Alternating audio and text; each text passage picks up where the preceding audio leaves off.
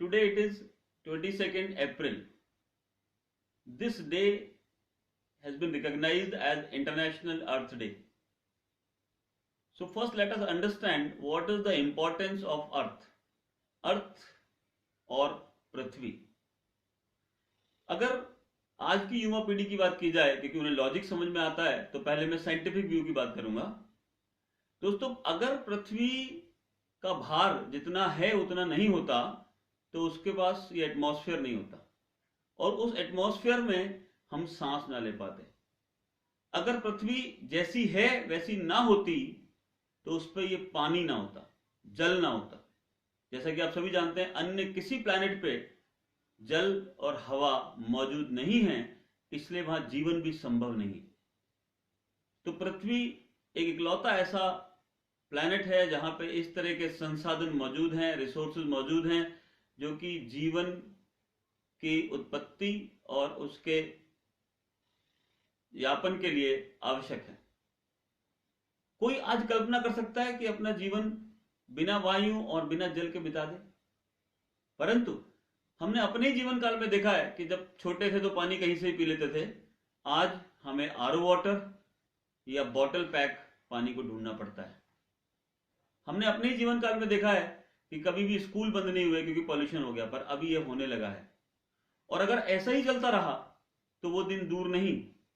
अगर हमने अपने व्यवहार को बदला नहीं तो वो दिन दूर नहीं जब हर एक को हम में से पानी के कैप्सूल लेने होंगे और आने वाली पीढ़ी के कमर पे ऑक्सीजन का सिलेंडर होगा.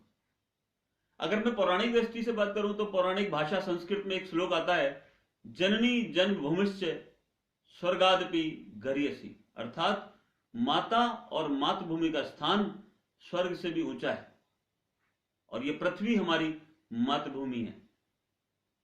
मैं आप सबसे अनुरोध करूंगा, आशा करूंगा कि आप सब अपनी अपनी क्षमता अनुसार इस पृथ्वी और पृथ्वी पर उपलब्ध रिसोर्सेज को जुडिशियसली यूज करें, इसको बचाने का प्रयास करें, क्योंकि ये सभी हमारे पास आने वाली पीढ़ी की धरोहर है.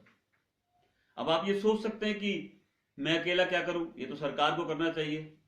परंतु मैं आपको बता दूं कि हम सबका सहयोग बहुत ही आवश्यक है. यहां मैं एक छोटी सी कहानी आपको सुनाना चाहूंगा. एक बार एक राजा के महल में बहुत आग लग रही थी.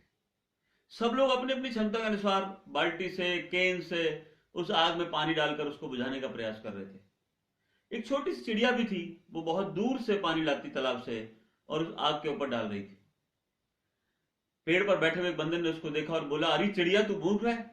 इतनी बड़ी आग है, छोटी सी तू, उसमें तेरी छोटा से चोंच में थोड़ा सा पानी, इस इतनी बड़ी आग का क्या होगा? चिड़िया ने उसकी बिल्कुल नहीं सुनी, वो अपना काम करती रही.